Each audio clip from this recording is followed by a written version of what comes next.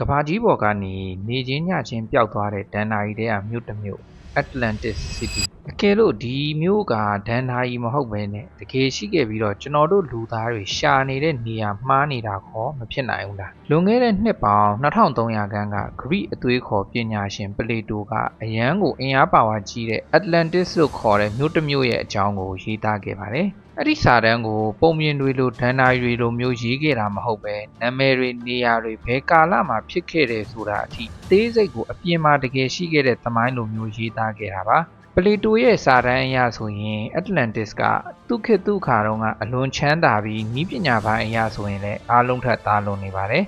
ဒါပေမဲ့တနေ့ကျတော့ရုတ်တရက်ကြီးမြို့တစ်မြို့လုံးအစအနမရှိပျောက်ကွယ်သွားတယ်ဆိုပြီးရေးသားခဲ့ပါတယ်ပလေတိုရဲ့စာတမ်းထဲမှာ Atlantis ကိုဖော်ပြထားပုံက Pillar of Hercules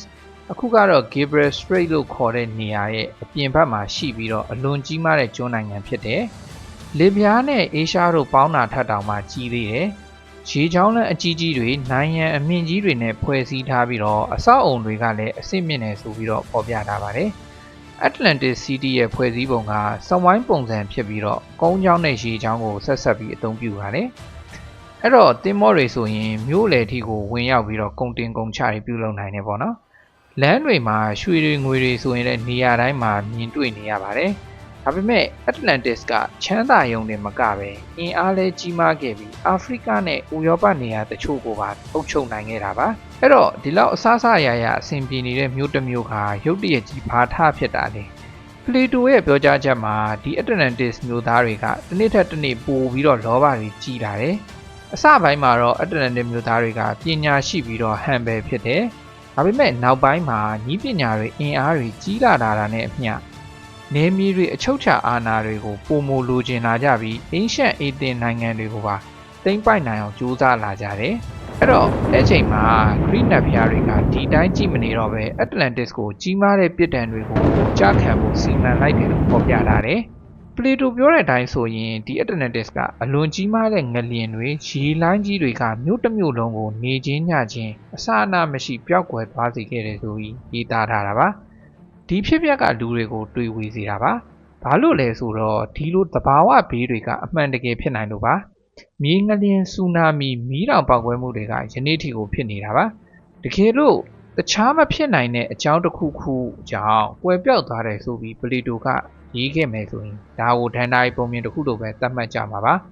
ဒါဆိုမေးခွန်းကတစ်ခုပဲ Atlantis တာတကယ်ရှိခဲ့ရင်အခုပမာလေ Atlantis ရဲ့အကြီးဆုံးပြဿနာကအခုချိန်ထိဒီနေရာက Atlantis ပါလို့ပြောနိုင်တဲ့ကြောက်တုံးတုံးတောင်မရှိသေးပါဘူးမြေပုံလည်းမရှိပါဘူးဒါကြောင့်သမိုင်းပညာရှင်တချို့က Atlantis ကပလေတိုရဲ့သင်ခန်းစာတစ်ခုပုံမြင်တစ်ပုဒ်လိုပဲဖြစ်တယ်လို့ပြောကြပါတယ်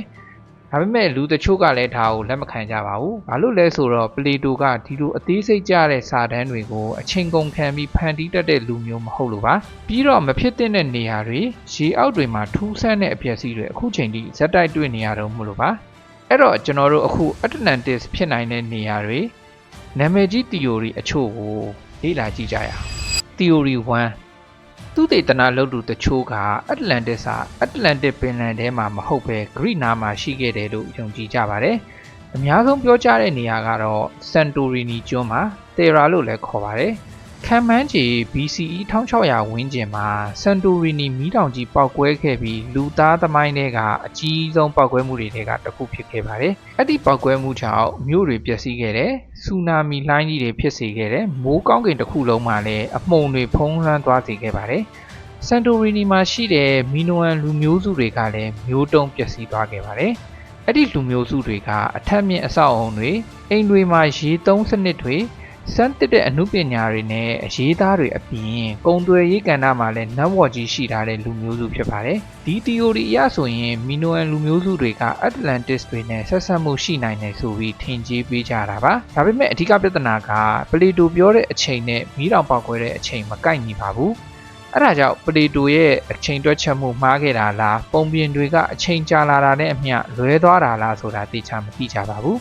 Theory 2 ဒီဟာကတော့လူအများဆုံးစိတ်ကူးရင်နဲ့အမြင်မှာပလေတိုက Atlantis က Pillar of Hercules အပြင်ဘက်မှာရှိတယ်လို့ပြောထားပါတယ်။ဒါကြောင့် Atlantis ပင်လယ်ကိုညွှန်ပြနေတယ်လို့ပါပဲ။1980ခုနှစ်တွေမှာ Azores ကျွန်းနာမှာရေအောက်အဆောက်အဦလိုပုံစံတွေတွေ့ခဲ့ကြပါတယ်။နိုင်ငံလိုလမ်းလိုပုံစံတွေပါနောက်ပိုင်းမှာ Canary Island နာကပင်လယ်အောက်မှာကွက်ကွက်ကွင်းကွင်းပုံစံတွေကိုဂျိုဒူးကနေတွေ့ခဲ့ပါတယ်။ဒါပေမဲ့သိပ္ပံပညာရှင်တွေကတော့သဘာဝကြောက်တုံးပုံစံတွေပဲဖြစ်နိုင်တယ်လို့ပြောကြပါတယ်။သက်သေပြနိုင်တဲ့ကိရိယာတွေမရှိသေးတဲ့အတွက် Atlantis ဖြစ်နိုင်တယ်ဘာဖြစ်နိုင်တယ်ဆိုပြီးသက်သေပြဖို့ကခက်ခဲလွန်းလာပါတယ်။ဒါပေမဲ့ပင်လယ်ကြီးကအလွန်ကြီးပါတယ်။ကျွန်တော်တို့တွေမလေ့လာမတွေ့ရှိသေးတဲ့အပိုင်းက80ရာခိုင်နှုန်းလောက်ကျန်သေးတာမလို့မရှိဘူးလို့ပြောဖို့ကတော့စောနေပါသေးတယ်ခင်ဗျာ။ Theory 3ဒီ theory ကထူးဆန်းလွန်းနေထင်ရပေမဲ့စိတ်ဝင်စားဖို့တော့ကောင်းပါတယ်1573ခုနှစ်က Piri Reis မြေပုံမှာအန်တာတိကကိုရေခဲမဖုံးသေးတဲ့ပုံစံနဲ့ပြထားပါတယ်ဒါကအရန်ထူးဆန်းပါတယ်ဘာလို့လဲဆိုတော့အန်တာတိကကနှစ်ပေါင်းထောင်ချီပြီးတော့ရေခဲဖုံးနေတာမို့လို့ပါအချို့က Atlantis ကအပူချိန်နှွေးထွေးပြီးတော့စိမ့်နှံ့တဲ့မြေဖြစ်တယ်နောက်ပိုင်းမှာ Arc Crust လှုပ်ရှားမှုကြောင့်တဖြည်းဖြည်းတောင်ဘက်ကိုရွေ့သွားပြီးအချိန်ကြာလာတော့ရေခဲပြီးတော့အန်တာတိကဖြစ်လာတယ်ဆိုပြီးထင်ကြေးပေးကြပါတယ်ဒီ theory က crustal displacement ဆိုတဲ့ theory ကနေပေါ်ပေါက်လာတာဖြစ်ပြီးတော့သိပ္ပံပညာရှင်တွေကတော့ဒါကိုလက်မခံကြပေမဲ့လုံးဝမဖြစ်နိုင်ဘူးလို့တော့မငြင်းထားပါဘူးဒီ theory ရဲ့ပြဿနာကြတော့ရေခဲပြင်အောက်မှာအခုချိန်ထိအဆောက်အဦအပျက်စီးတွေမတွေ့ရသေးတာပါပြီးတော့ဒီရေခဲပြင်အောက်ကိုတူးဖော်ဖို့ဆိုတာကလည်းအရန်ကိုမလွယ်ကူပြီးတော့ခက်ခဲတဲ့ကိစ္စပါဒါပေမဲ့ Atlantis ဆိုတာဒါတကယ်ရှိခဲ့မယ်ဆိုရင်လေပြားနဲ့အေရှာပေါင်းတာထက်တောင်ကြီးတဲ့လူမျိုးနွယ်စုတွေက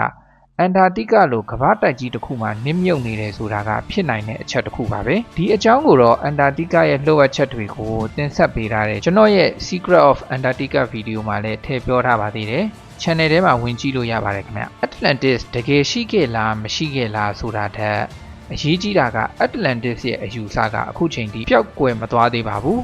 စာအုပ်တွေထဲမှာရုပ်ရှင်တွေထဲမှာဂိမ်းတွေထဲမှာဆက်လက်ရှင်သန်နေတော့မှာပဲကျွန်တော်တို့ပင်လယ်ကိုပို့ပြီးစူးစမ်းကျင်လာအောင်အတိတ်အကြောင်းသမိုင်းတွေကိုပြန်ပြီးမေးခွန်းထုတ်လာအောင်ဖြစ်စေပါတယ်။ဘာလို့လဲဆိုတော့ကျွန်တော်တို့သိတဲ့သမိုင်းတွေကအပြည့်စုံမဟုတ်ပါဘူး။ကွက်လက်တွေရှိတယ်၊ပျောက်သွားတဲ့စာမျက်နှာတွေလည်းရှိတယ်။မသိစေချင်တာတွေလည်းရှိမယ်။ Atlantis ကအဲ့ဒီတဲကတစ်ခုဖြစ်နေနိုင်ပါတယ်ခင်ဗျာ။ဟုတ်ကဲ့ပါကျွန်တော်ဒီနေ့တင်ဆက်ပေးခဲ့တဲ့အကြောင်းအရာလေးတွေကိုကြိုက်နှစ်တက်တယ်ဆိုလို့ရှိရင် channel လေးကို subscribe လုပ်ပေးထားကြပါဦးနောက်ပတ်တွေမှာလည်းဒီထက်ပိုကောင်းတဲ့ season တွေကိုတင်ဆက်ပေးသွားမှာဖြစ်လို့စောင့်ကြည့်ကြပါဦးခင်ဗျာကျေးဇူးတင်ပါတယ်ခင်ဗျာ